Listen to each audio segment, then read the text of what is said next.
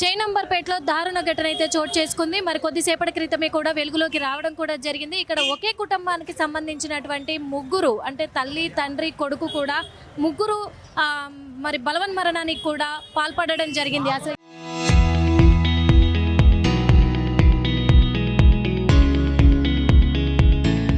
ఏం జరిగింది అనే కోణంలో కూడా ఇప్పుడు ప్రస్తుతం మనం ఇక్కడే ఉన్నాము. ఇదే ఈ ప్లేస్లోనే వాళ్ళ ఇల్లు కూడా ఇక్కడే ఎంత హడావుడిగా ఉందో కూడా చూస్తున్నాం కదా. ఎందుకంటే 3 ప్రాణాలు కోల్పోయారు అనేది ఒక అనుమానాస్పదంగా కూడా మరి ఇక్కడ చైనంబర్పేట పోలీసులు అయితే నిర్ధారించడం కూడా అంటే అనుమానము అన్నట్టుగా కూడా తెలియజేస్తున్నారు. ఎందుకు అని అంటే కేవలము ఆర్థిక లావాదేవీలే అన్నట్టుగా కూడా తెలుస్తూ ఉంది. కొడుకు 24 సంవత్సరాలు, తల్లి 55, తండ్రి 55, తల్లి 50 సంవత్సరాలు ఉంది. మరి వీళ్ళకి ఏమైంది, ఎందుకు? వీళ్ళకి ఒక కూతురు కూడా ఉంది. కూతురుకి మాత్రము ఆల్రెడీ పెళ్లి చేయడం జరిగినప్పటికీ కూడా మరి ఇక్కడ ఏం జరిగిందనే కోణంలో కూడా మరి మనకు వెస్ట్ జోన్ డీసీపీ అయితే ఉన్నారు, అడిగి తెలుసుకుందాము.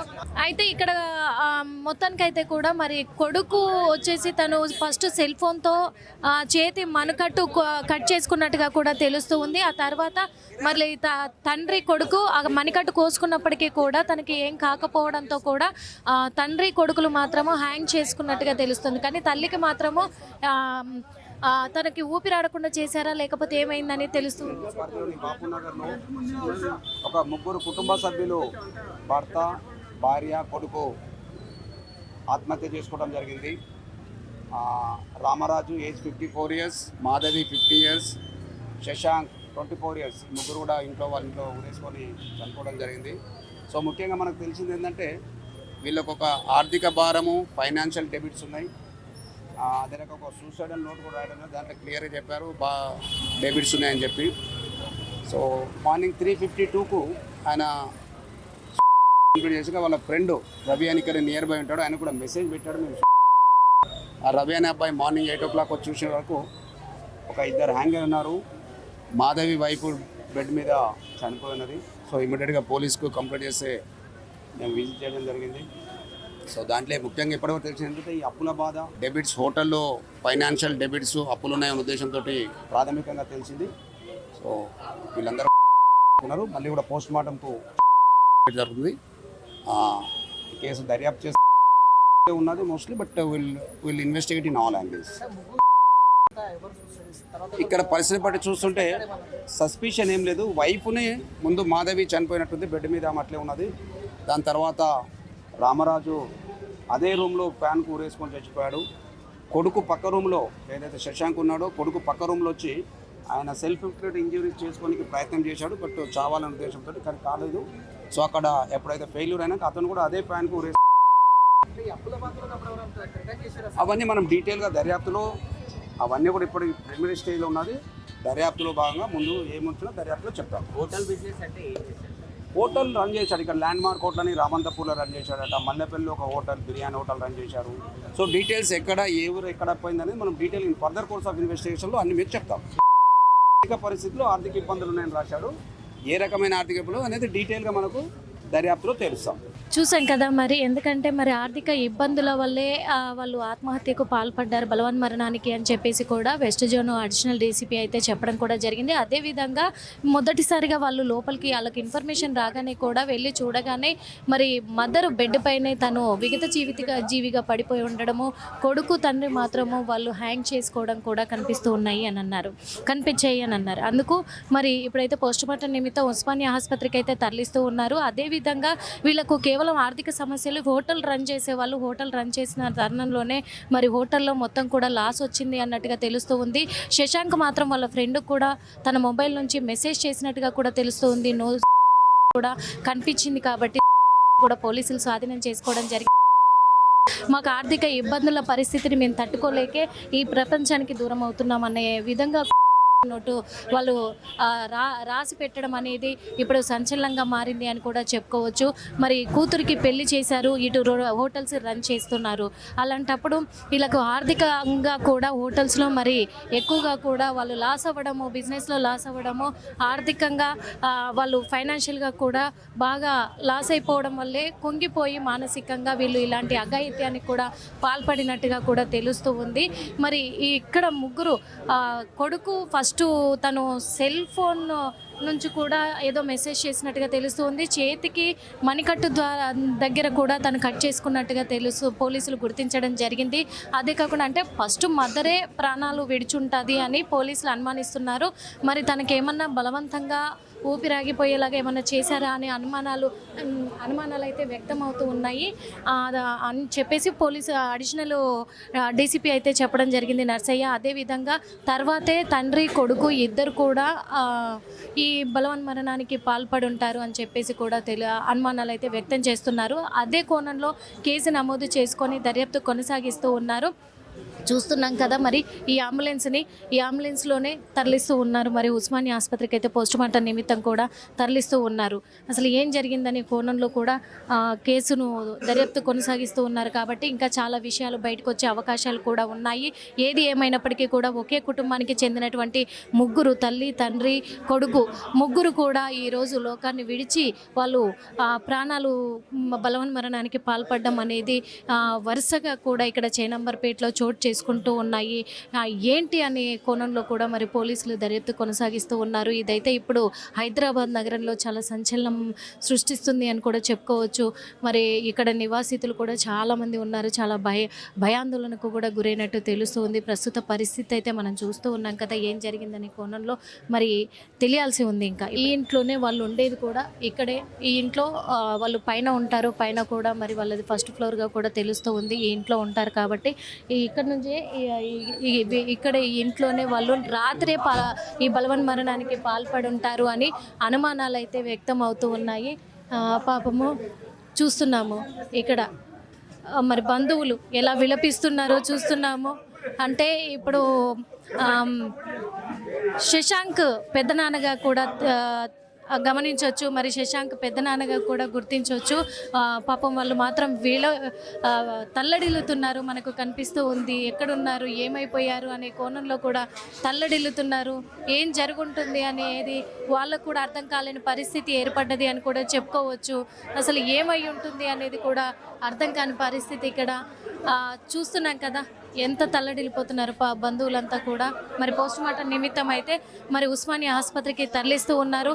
ఏం జరిగింది అని తెలుసుకునే ప్రయత్నం కూడా చేద్దాము. అసలు ఎప్పుడు తెలిసింది, ఎవరు చూశారు, ఇవన్నీ కూడా ఇంకా తెలియాల్సి ఉంది. ఇంకా అన్ని కోణాల్లో కూడా తెలియాల్సి ఉంది. ఏది ఏమైనప్పటికీ ఇది చాలా విషాదకరమైన ఘటన అని కూడా చెప్పుకోవచ్చు.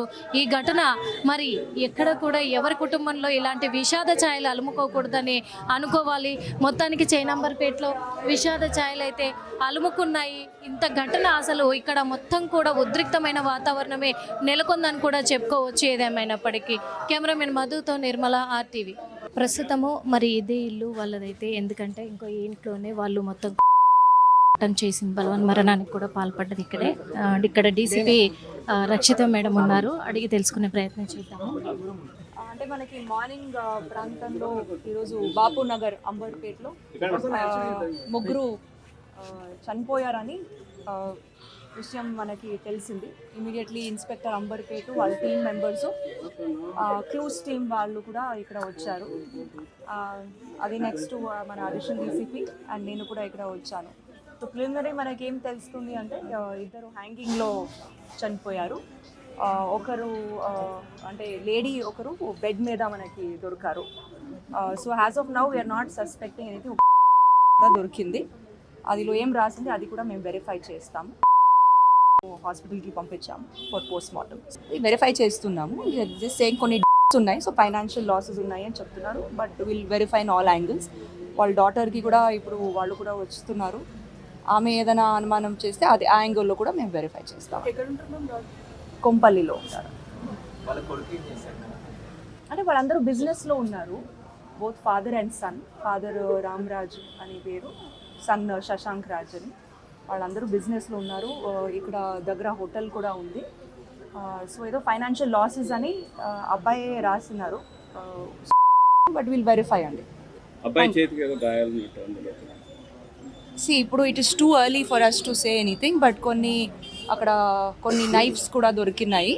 బట్ మేబీ అంటే మన అనుమానం maybe he wanted to commit slitting his wrist. అది కాలేకపోతే దెన్ హ్యాంగింగ్. బట్ ఇది PMEలో మనకి క్లియర్గా తెలుస్తుంది. Now it is too preliminary for us to make these conclusions. ఇప్పుడు వరకు మనకు అట్లా గేమ్ తెలీదు, మనకు దొరికింది. ఓకే, థ్యాంక్ యూ అండి. మరి ఇప్పటికైతే ఎందుకంటే మరి ఇక్కడైతే డీసీపీ రక్షితామూర్తి రావడం కూడా జరిగింది. మరి వెస్ట్ జోన్ రక్షితామూర్తి కూడా తెలిపిన వివరాల ప్రకారం మాత్రము లోపల నైఫ్ దొరికినట్టుగా కూడా తెలుస్తూ ఉంది. ఆ నైఫ్ కూడా మరి ఆ నైఫ్తో శశాంక్ ఏమన్నా చేతి మణికట్టు పైన ఏమన్నా తను కట్ చేసుకొని ఉంటారా అనే కోణంలో కూడా తెలుస్తూ ఉంది మనకు. అంటే అనుమానాలు వ్యక్తమవుతున్నాయి అని చెప్పేసి కూడా చెప్పడం జరిగింది. నోట్లో కూడా ఇందాక చెప్పుకున్నట్లే ఇప్పుడు కూడా మళ్ళా డీసీపీ కూడా అదే చెప్పడం జరిగింది. ఎందుకంటే ఆర్థిక లావాదేవీల వల్లే మేము ఈ అఘాయిత్యానికి పాల్పడాల్సి వచ్చింది అని చెప్పేసి కూడా చెప్తూ రాసుంది అని చెప్పేసి కూడా చెప్తూ ఉన్నారు. ఇంకా వాళ్ళ కూతురు ఏదైనా అనుమానాలు వ్యక్తం చేస్తే మాత్రము ఆ కోణంలో కూడా మేము వెల్లడించే అవకాశం ఉంది అని చెప్పేసి కూడా చెప్తూ ఉన్నారు. ఎందుకంటే ఆ కోణంలో కూడా మేము దర్యాప్తు కొనసాగిస్తాము, తనకు ఏదైనా అనుమానాలు ఉన్నట్లయితే అని కూడా అంటున్నారు. చూసాం కదా, ఇదే ఇంట్లో మరి ఆ ఇంట్లోనే వాళ్ళు ఇలాంటి బలవన్ మరణానికి కూడా పాల్పడడం జరిగింది అనేది కూడా తెలుస్తూ ఉంది. ఇదంతా కూడా మరి ఈ రామ్ రాజు ఎవరెవరితో బిజినెస్లు చేశారు, హోటల్ బిజినెస్ కూడా ఏంటి అనే కోణంలో కూడా అక్కడేమైనా వాళ్ళకు ఇబ్బందికరమైన ఆర్థిక లావాదేవీల వల్ల సమస్యలు ఏర్పడ్డాయా అనే కోణంలో కూడా మరి పోలీసులు దర్యాప్తు కొనసాగిస్తున్నాము అని చెప్పేసి చెప్తూ ఉన్నారు. ఇదే బెడ్ పైన, ఈ బెడ్ పైనే మరి మాధవి పడిపోయి ఉన్నారు విగత జీవిగా పోలీసులు వచ్చేసరికి అనేది కూడా తెలుస్తుంది. ఉంది అయినప్పటికీ ఇక్కడ మాత్రము కూతురు కొంపల్లిలో ఉంటుంది. కూతురు వస్తే కొన్ని విషయాలు వెల్లడయ్యే అవకాశం ఉంది అని చెప్పేసి కూడా పోలీసులు చెప్తూ ఉన్నారు. ఇక్కడ బంధువులు ఉన్నారు, మరి బంధువులతో కూడా మాట్లాడించే ప్రయత్నం అయితే చేద్దాము. ఒకసారి ఏం జరుగుంటుంది ఏంటి అని, వీళ్ళకి ఏమైనా తెలుసా, ఎలా ఉండేవాళ్ళు అనేది కూడా అడిగి తెలుసుకునే ప్రయత్నం అయితే చేద్దాము. అసలు ఎవరు అనేది కూడా మరి అర్థమైతలేదు. అసలు నాకు చాలా భయపడేటోడు, నేను పెద్దన్న వాడు చిన్న తమ్ముడు. నాకు వేరే తమ్ముళ్ళు చెప్పేటోళ్ళు క్రైసిస్ ఉండే అంటే లోన్ తీసుకుంటొచ్చు, ఏమైనా చేసేటొచ్చు తప్ప నాకు అర్థం ఏమైతే దానికి మంచి ప్రాపర్టీస్ ఉన్నాయండి.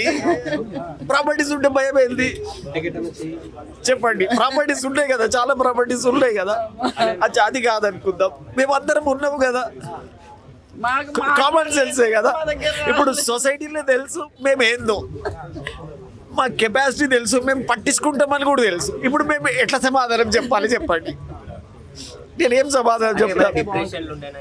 నాకు నిన్న మొన్న ఫంక్షన్ అయిందండి, నిన్న మొన్న ఫంక్షన్ అయింది మేము ఎంగేజ్మెంట్ అంతా అయింది.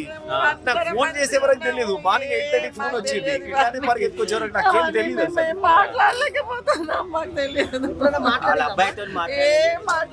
వాళ్ళు మాతో ఏం మాట్లాడలేదు, మా దగ్గర ఏం చెప్పలేము. మేము పెద్దోళ్ళము, మేము గీడ ఉండకు జర దూరం ఉంటాము. వీళ్ళంతా నలుగురు ఏం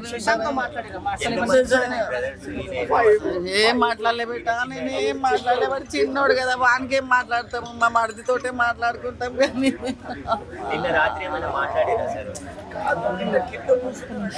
అమ్మ మాధవి నిన్న మొన్న కానీ మాధవి గారు ఎప్పుడైనా మీకు ఫోన్ చేయడం? సండే కలిసినాము, అందరం మంచిగా ఎంజాయ్ చేసినాము. పార్టీ ఉండే, ఎంగేజ్మెంట్ ఉండే, మా మరిది ఇంకో కొడుకుది. అంతా నవ్వుకుంటా మాట్లాడినాము. అన్ని మంచిగా ఉన్నాయి బిడ్డ. వీళ్ళు ఈ మాట మాట్లాడతారని మాకు తెలియదు, ఇట్లా చేస్తారని మేము అనుకోలేదు. ప్లీజ్, ఎన్ని గంటలకు తెలుసు? మాకు పొద్దున్న 9 అయింది తెలిసే వరకు. మేము ఇంట్లో మామూలుగా లేచినాం. వీళ్ళు కింద ఉన్న వాళ్ళకి కూడా తెలియదు. వాళ్ళ ఫ్రెండ్ ఎవరో మెసేజ్, ఫ్రెండ్కి ఎవరికో మెసేజ్ పెట్టిండంట. ఆ పిల్లగాడు ఉరికొచ్చి చూసి చెప్పేదాకా మాకు తెలియదు, అంతవరకు తెలియదు. 12:30 కూడా కిందనే ఉన్నాడు. వాళ్ళ అన్న దగ్గర, 4 అన్న దగ్గర ఉన్నాడు. మాట్లాడిండు, తిన్నారంట, అన్ని తెచ్చిరంట. ఏం చేసిండో ఏమో మాకు తెలియదు. ఇంట్లో అందరు ఎవరైనా రెంట్కు ఉండేవాళ్ళు? ఒక్కడ పక్కన ఒక ఆమె ఉంటుంది, అంతనే. అంటే ఈ శశాంక్ ఇప్పుడు జాబే చేస్తుండా లేకపోతే ఇదే బిజినెస్? తండ్రెంబడే బిజినెస్ చేసుకుంటాడమ్మా, తండ్రెంబడే చేసుకుంటాడు. మంచిగా ఉంటాడమ్మా, మంచోళ్ళమ్మ. నా పిల్లలు ఉన్న కొడుకులమ్మ, నా పిల్లలమ్మ. ఇంత ఇల్లుందమ్మా, ఇంకేం కావాలమ్మా? మనుషులు బతకాలండి. చూస్తున్నాం కదా మరి, ఎందుకంటే ఎలాంటి ఇబ్బంది లేదు అని చెప్పేసి కూడా చెప్తూ ఉన్నారు. ఎలాంటి ఇబ్బంది లేకుండే ఆదివారం రోజే అందరం కూడా సంతోషంగా పార్టీ చేసుకున్నాము, ఎంజాయ్ చేసినాము. అయినప్పటికీ కూడా ఏం జరిగింది అనేది కూడా ఇట్లా చేస్తారని కూడా మేము అనుకోలేదు అని చెప్పేసి శశాంక్ పెద్దమ్మ పెద్దనాన్నలు కూడా వాళ్ళు రోధిస్తూ ఉన్నారు. ఇంకా అసలు మేము ఏం చెప్పాలి, ఎందుకంటే వాళ్ళకేం ఆస్తులు లేక ఏం కాదు, ఆస్తులు ఉన్నాయి, వీటి వల్ల అయినా అప్పులు తీర్చుకోవచ్చు, అలాంటిది ఎందుకు ఈ నిర్ణయం తీసుకున్నారనే కోణంలో కూడా మాకేం అర్థం కావడం లేదు అని చెప్పేసి కూడా చెప్తూ ఉన్నారు. ఇంకా చాలామంది ఉన్నారు. ఎందుకంటే శశాంక్ ఫ్రెండే ఇక్కడ వాళ్ళకు అతను వచ్చి చెప్పేంత వరకు చూసేంత వరకు కూడా ఎవరికి తెలియదు అని కూడా అని అంటున్నారు. ఎందుకంటే శశాంక్ తన ఫ్రెండ్కు మెసేజ్ చేసినట్టుగా కూడా తెలుస్తూ ఉంది. మరి ఆ ఫ్రెండ్కు మెసేజ్ చేసిన తరుణంలోనే కూడా మరి అక్కడ మొత్తం కూడా అతను పరిగెత్తుకొని రావడము చేయడము ఇవన్నీ కూడా జరిగాయి అని చెప్పేసి చెప్తూ ఉన్నారు. అతను వచ్చేంత వరకు కింద ఉన్న వాళ్ళకు కూడా తెలియదు మ్యాటరు అని చెప్పేసి చెప్తూ ఉన్నారు. మరి అప్పటి వరకు కూడా ఎవరికి చెప్పలేదు, ఎవరికి అనుమానాలు కలగలేదు అని తెలుస్తుంది. నిన్నటి వరకు కూడా వాళ్ళ అన్న దగ్గరే ఉన్నాడు శశాంక్ అని కూడా వాళ్ళ పెద్దమ్మ చెప్తూ ఉంది. ఓ పక్క మరి చెప్తున్నప్పటికీ కూడా ఏం జరుగుంటుంది అనేది కూడా వాళ్ళు ఊహించలేని పరిస్థితి కూడా ఏర్పడుతుంది అని కూడా చెప్పొచ్చు. ఇప్పటికీ ఇంకా లోపలైతే మొత్తం కూడా సోదాలు నిర్వహిస్తూ ఉన్నారు. ఇంకా ఆధారాల కోసం అయితే పోలీసులు అయితే దర్యాప్తు కొనసాగిస్తూనే ఉన్నారు. లోపల అంతా కూడా ఇంకా ఏదైనా దొరుకుతాయి ఆధారాలనే కోణంలో ఉన్నారు మొత్తానికి అని కూడా చెప్పుకోవచ్చు. ఇక్కడ మనం చూస్తున్నాం కదా, ఒక నోటు కూడా దొరికినట్టుగా తెలుస్తూ ఉంది. రోజు ఇక్కడనైతే మరి అంబర్పేటలో చోటు చేసుకున్నటువంటి ఈ విషాద ఘటన మాత్రము ఒకే కుటుంబానికి సంబంధించినటువంటి ముగ్గురు కూడా, అంటే తల్లి, తండ్రి, కొడుకు. తండ్రి రామరాజు, అలాగే తల్లి మాధవి, కొడుకు శశాంక్. ప్రస్తుతం మనం ఇక్కడే ఉన్నాము. ఇదే ఇల్లు, ఇదే ఇంట్లో కూడా వాళ్ళు బలవన్మరణానికి కూడా పాల్పడడం జరిగింది. ముందుగా మరి మాధవి బెడ్ పైన, అంటే పోలీసులు వచ్చి చూసేసరికి కూడా బెడ్ పైన ఒక విగత జీవిగా పడిపోయి ఉన్నట్టుగా కూడా తెలుస్తుంది. అంటే మాధవిని ఏమైనా ఇప్పుడు తండ్రి కొడుకులు ఇద్దరు కలిసి కూడా తన పైన అంటే తను ప్రాణాలు కోల్పోయేలాగా చేసిన తర్వాత ఆ తర్వాత తండ్రి అఘాయిత్యానికి పాల్పడి ఉంటాడు, ఆ తర్వాతే శశాంక్ పాల్పడి ఉంటాడు అనే అనుమానాలు అయితే పోలీసులు వ్యక్తం చేస్తున్నారు. ఎందుకంటే శశాంక్ ముందుగా తన చేతి మణికట్టు పైన కూడా కట్ చేసుకున్నట్టుగా పోలీసులు గుర్తించడం జరిగింది. తర్వాతే తను బలవన్మరణానికి పాల్పడ్డట్టుగా కూడా తెలుస్తోంది. ఇదే బెడ్ పైన మాధవి విగత జీవిగా పడిపోయి ఉంది. అలాగే ఇక్కడ కూడా వాళ్ళు ల్యాండ్ మార్క్ దగ్గర, అంటే చైనంబర్పేట ల్యాండ్ మార్క్ హోటల్ నడిపిస్తూ ఉన్నారు. అదే కాకుండా ఇక్కడ వాళ్ళు ఉంటున్న ప్రస్తుత నివాసం పక్కనే కూడా ఒక చిన్న హోటల్ రన్ చేస్తూ ఉన్నారు. ఈ రెండు హోటళ్ళు కూడా రన్ చేస్తున్న తరుణంలోనే వీళ్ళకు ఆ బిజినెస్లో లాస్ రావడంతో కూడా కుంగిపోయినట్టుగా తెలుస్తూ ఉంది. కానీ కుటుంబ సభ్యులు మాత్రం, ఇటు రామరాజు అన్న మాత్రము లేదు, మాకు ఆస్తులు ఉన్నాయి, మా తమ్ముడికి ఆస్తులు ఉన్నాయి, లావాదేవీల పట్ల ఎటువంటి ఇబ్బందులు లేవు వాళ్ళకు అని చెప్పేసి వాళ్ళైతే ఆరోపిస్తూ ఉన్నారు, ఆవేదన వ్యక్తం చేస్తూ ఉన్నారు. ఒక పక్క చూస్తే కూతురు పెళ్లి చేశారు, కూతురు కొంపల్లిలో ఉంటుంది. ఇప్పుడు మనకు డీసీపీ రక్షితామూర్తి కూడా వెల్లడించడం జరిగింది. లోపల కొన్ని నైఫ్లు, అంటే కత్తులు లాంటివి కూడా వాళ్ళు స్వాధీనం చేసుకోవడం జరిగింది. ఎందుకంటే చిన్న చిన్న చాకులు, కూరగాయలు కట్ చేసే చాకుతోనే శశాంక్ అయితే చేతి మీద తను మణికట్టు పైన కట్ చేసుకున్నట్టుగా కూడా గుర్తించడం జరిగింది. కాబట్టి వాళ్ళు ఇంకొకటి కూడా స్వాధీనం చేసుకోవడం జరిగింది. పోలీసు లెటర్లో మేము ఆర్థిక పరిస్థితుల వల్లనే, ఇబ్బంది వల్లనే మేము ఇలాంటి ఘటనకు పాల్పడుతున్నాము అన్నట్టుగా కూడా వాళ్ళు లెటర్ రాశారు. లెటర్ను కూడా పోలీసులు స్వాధీనం చేసుకోవడం జరిగింది. ఇక్కడ శశాంక్ మరి వాళ్ళ ఫ్రెండ్కి, ఇక్కడ దగ్గరలోనే ఉన్న ఫ్రెండ్కి మెసేజ్ చేసినట్టుగా కూడా గుర్తించడం జరిగింది తన మొబైల్ నుంచి.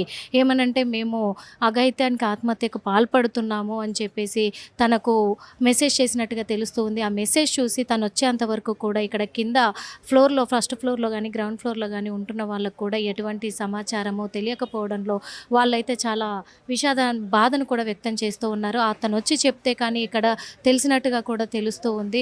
ఆ తర్వాతే ఆ పోలీసులకు సమాచారం ఇవ్వడము, పోలీసులు రావడము, వాళ్ళని గమనించడం కూడా జరిగింది అంటున్నారు. ఇది దాదాపు ఈ తెల్లవారుజామునే జరిగినట్టుగా కూడా పోలీసులు అంచనా వేస్తూ ఉన్నారు. కానీ వాళ్ళకు అప్పులు ఇచ్చింది ఎవరు, ఆ అప్పుల నుంచి వీళ్ళని వేధిస్తుంది ఎవరు, ఏంటి అనే కోణంలో పోలీసులు అయితే దర్యాప్తు కొనసాగిస్తూ ఉన్నారు. అదే కోణంలో కూడా వాళ్ళ కూతురు, కొంపల్లిలో ఉన్నటువంటి తన కూతురు, మాధవి కూతురు కూడా ఇక్కడికి వస్తేనే ఏదైంది తెలుస్తుంది. ఎందుకంటే తనను కూడా తనిచ్చే వివరాల ప్రకారం కూడా మేము తనకి ఎలాంటి అనుమానాలు ఉన్నాయి ఏంటి అని ఆ అనుమానాలు వ్యక్తపరిచిన ఎడల కూడా మేమైతే దాని ప్రకారంగా కూడా దర్యాప్తు కొనసాగించే అవకాశాలు ఉన్నాయి. ఇంకా కొన్ని ఆధారాల కోసం అయితే సేకరిస్తూ ఉన్నాము. ఎందుకంటే కేవలము ఆర్థిక సమస్యలు అని అనుకోవడానికి కూడా లేదు. కానీ నోట్లో అలాగే రాశారు కాబట్టి ఆ లేఖలో ఉన్నట్లుగానే మేము దర్యాప్తు కొనసాగిస్తూ ఉన్నాము. ఎస్ మనోజ్, ఇప్పుడైతే వాళ్ళు అదే దర్యాప్తు కొనసాగిస్తూ ఉన్నారు, మేము చెక్ చేస్తున్నాము అన్ని విధాలుగా కూడా అన్నారు. కానీ ఇందాకే చూసాము మన ఆర్టీవీ ముఖంగా కూడా రామరాజు అన్న కూడా మాట్లాడడం జరిగింది. మాకు ఎలాంటి ఆర్థిక ఇబ్బందులు లేవు, మాకు ఆస్తులు ఉన్నాయి, కానీ ఇలాంటి నిర్ణయం ఎందుకు తీసుకున్నారో అర్థం కావట్లేదని ఆయన కన్నీరు మున్నీరు అవుతున్నారు. అలాగే ఇక్కడ మాధవి తోటి కోడలు కూడా అదే చెప్తుంది. మొన్ననే ఆదివారం రోజే అందరం కలిసాము, చక్కగా పార్టీ చేసుకున్నాము, ఆనందంగా ఉన్నాము.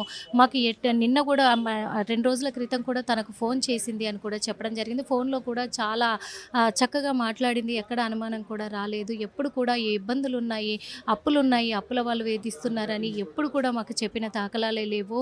అలాంటిది చాలా సంతోషంగా ఉంటాము, కానీ ఇలాంటి నిర్ణయం ఎలా తీసుకున్నారు, ఈ ఆర్థిక సమస్యలు అంటే మాకు నమ్మశక్యం కావట్లేదు, ఎందుకంటే మాకు ఆ ఇబ్బంది లేదు కాబట్టే చెప్తున్నాము అని చెప్పేసి కూడా వాళ్ళైతే చెప్పడం కూడా జరిగింది. అదే కోణంలో అంటే ఇక్కడ పోలీసులకు కూడా చాలా రకాలుగా కూడా అనుమానాలు వ్యక్తమవుతున్నాయి. ఎందుకంటే ఇక్కడ కేవలము ఆర్థిక పరిస్థితులే అనుకోవాలి అనుకున్నా కానీ వాళ్ళకి ఆస్తులు ఉన్నాయని చెప్తూ ఉన్నారు.